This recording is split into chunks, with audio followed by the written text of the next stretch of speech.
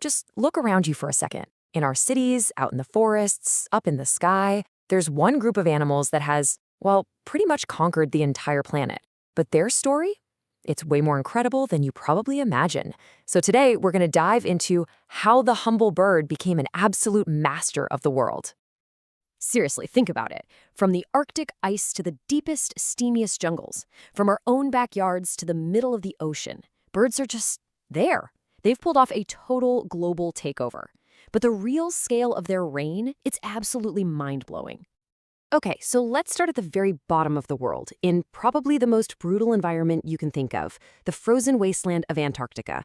I mean, very few creatures can hack it here. But emperor penguins, they don't just survive, they actually thrive. So, from the coldest place on Earth, let's go to the highest.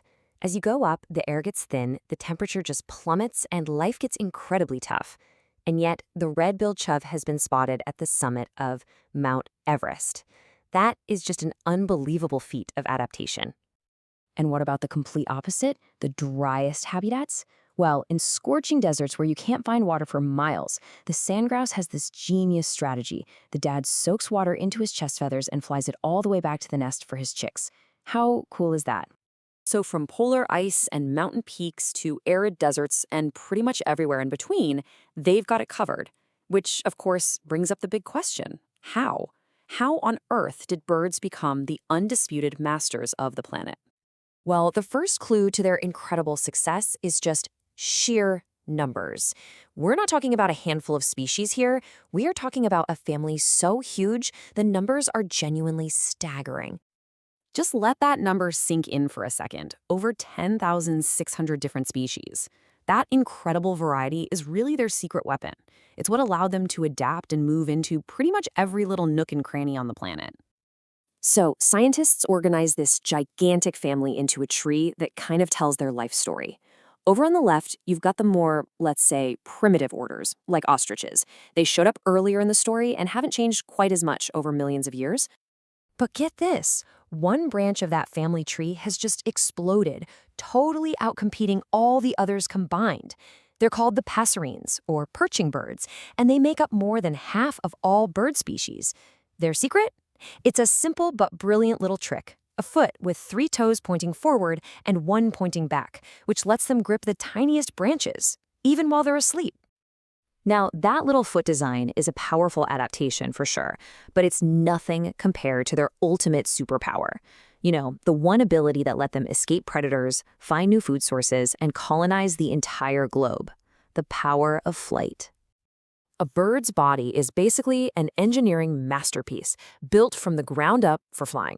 The skeleton is this amazing mix of lightness and strength. The bones are hollow, with a structure inside, just like a honeycomb. And this feather-light frame is powered by these enormous flight muscles, all anchored to a special bone called a keel. But here's where things get really, really surprising. This super specialized structure, this wing, is actually built from a blueprint that's going to look very familiar. In fact, a bird's wing has the exact same basic parts as a human arm.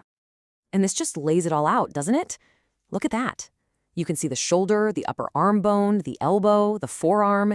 You can even see the wrist and finger bones. It's basically our arm, just radically redesigned for flying. Which leads to the huge question, where did this incredible design even come from? Well, the answer to that question takes us way, way back in time, deep into Earth's history, to an origin story that is honestly as shocking as it is amazing. This is it. This is the revolutionary idea that completely flipped our understanding of life on Earth on its head.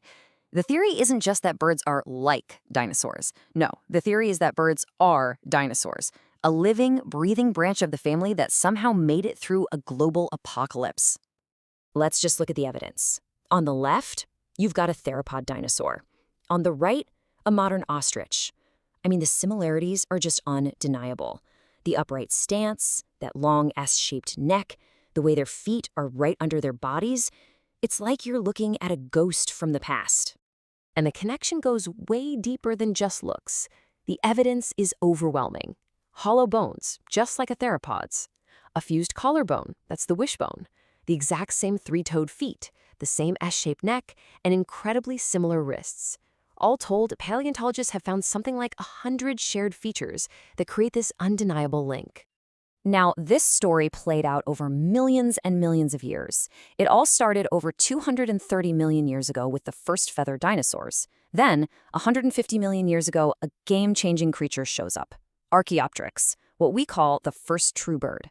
But the real turning point came 65 million years ago. A mass extinction event wiped out all the giant dinosaurs, but some of their smaller, feathery relatives survived, and that paved the way for the incredible rise of every single bird we see today. So, what does this all mean for us right here, right now? It means that every single time you look out your window and see a pigeon or a sparrow, you are looking at a direct descendant of the creatures that once ruled this planet. You're literally witnessing living history. That hawk you see soaring in the sky, it carries the genetic legacy of theropod dinosaurs in its very bones. It's just this powerful reminder that evolution isn't some dusty concept in a textbook. It's a living, breathing force flying right over our heads. And if you really want to put their long reign into perspective, think about this. The first true birds showed up 150 million years ago. Modern humans, like us, we've only been around for about 250,000 years. Their dynasty is ancient, it's resilient, and believe me, it is far from over. So the next time you see a regular old pigeon on the sidewalk, just remember you're looking at a living dinosaur. And it really makes you wonder, what other incredible secrets about our world are just hiding in plain sight, waiting for us to notice?